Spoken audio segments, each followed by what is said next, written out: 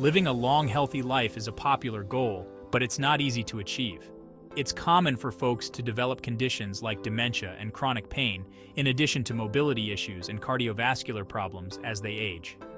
While certain uncontrollable factors like genetics play a major role in many of these issues, everyday habits can also contribute to a less than ideal aging process. And some of the habits you probably follow every day or every week are actually getting in the way of healthy aging and a long life. Here's what they are according to doctors. Number 1, skipping preventive care. According to Dr. Heather Whitson, director of the Duke Aging Center in North Carolina, neglecting to stay up to date on preventive care, including things like mammograms, colonoscopies, and vaccines, is not good for your long-term health. It's like not taking your car into the shop. It's probably not going to last as long if you don't keep up with the routine maintenance. You can chat with your primary care doctor about what preventive tests are right for you. Number 2, not cultivating social relationships. We know that socialization helps with your brain and with your longevity. The more time you spend interacting with other people, the more it can benefit your lifespan. I always joke that you need to socialize with happy people, because we all have toxic people in our lives. Toxic people can bring anxiety and sadness, which won't help you age well. The more socialization you can do with people that bring you joy or bring you happiness, those are things that will definitely help you age healthy and age well and improve your longevity. During the COVID-19 pandemic, when we were all stuck indoors, many people's cognition was damaged because of the isolation. So, we do know that social isolation harms aging and harms the longevity process.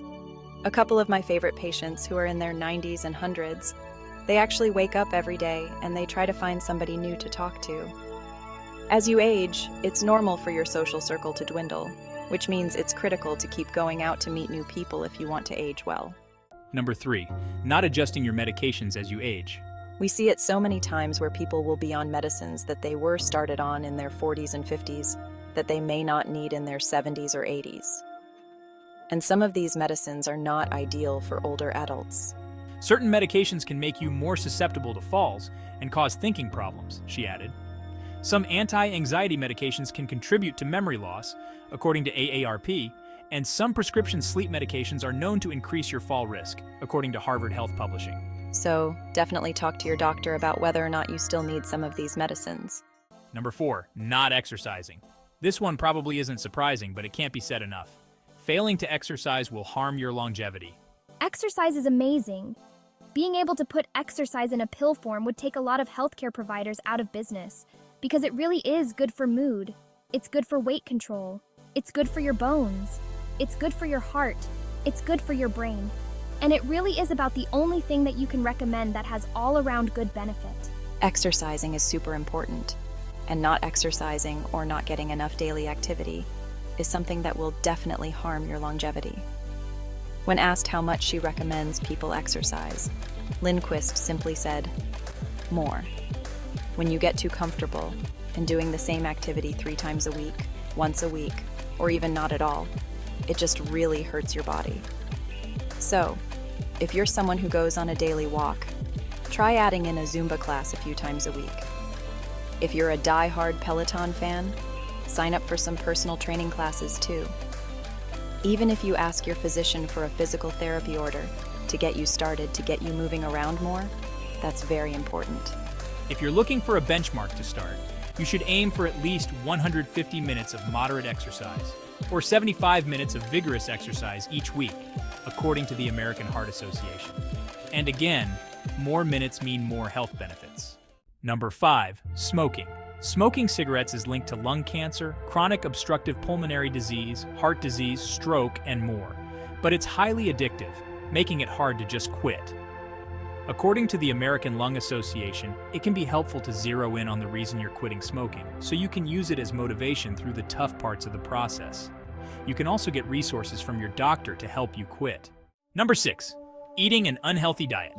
According to Whitson, prioritizing a healthy diet is another way to better your chances of a healthy lifespan.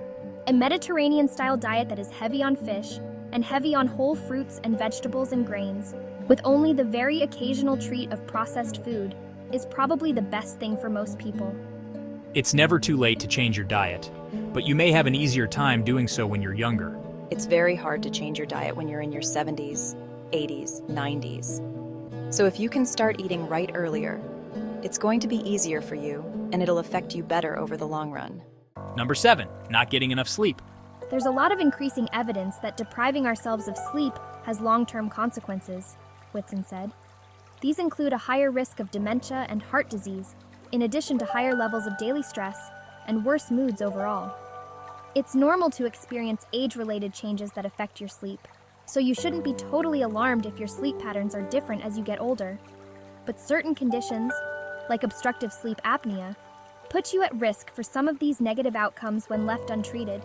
If you're noticing really excessive daytime sleepiness, if their partner's telling them that they're snoring or having apneic episodes where you stop breathing that are waking them up at night, it's important to let a doctor know, Whitson noted. Adults need 7 to 9 hours of sleep each night.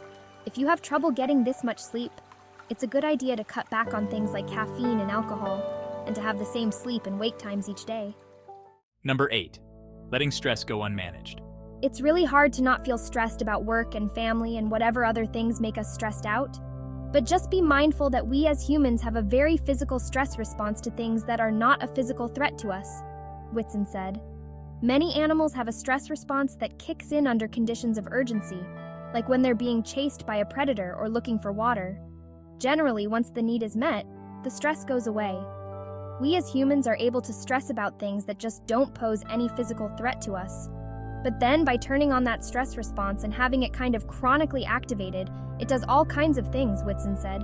It reduces our immune system's ability to fight off real pathogens and things that are our real stressors.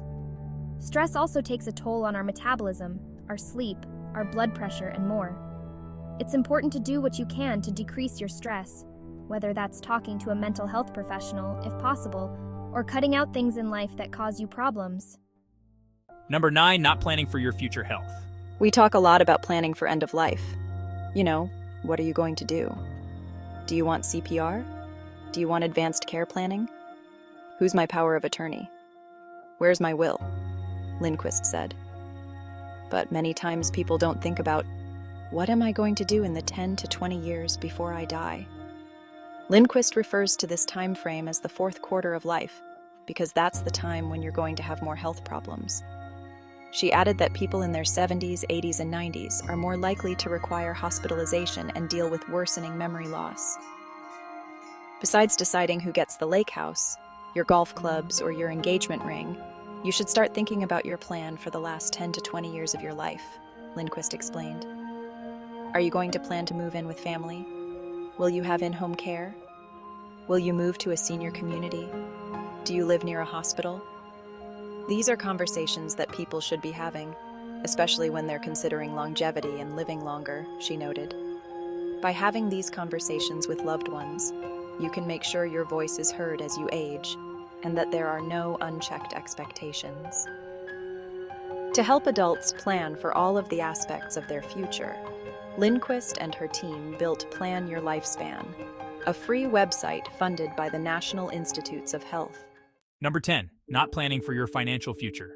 It's great when people's goal is to increase their active longevity and health span, but they should know that they have to plan for it financially, said Whitson. One of the saddest things that I see as a geriatrician is when increasingly, it happens frequently now, that people outlive their savings. Many of Whitson's patients in their 90s tell her they never expected to live so long, and that they didn't expect to have to support themselves for another 30 years after retirement. That happens, and it's real, she said. I worry about some of the people that I see at midlife that are sort of expecting to retire at 65 and haven't really accounted for the fact that if they live 30 healthy years after that, they better be able to know where their money is going to come from, Whitson said. I think a lot of people have these imaginations of travel and living large in retirement because they will have made all the right health choices and be very healthy, which is great, she said. But thinking about the funds flow for that chapter of their lives is important in midlife too. So as you focus on your physical and mental health as you age, it's important to remember that future financial health also plays a major role.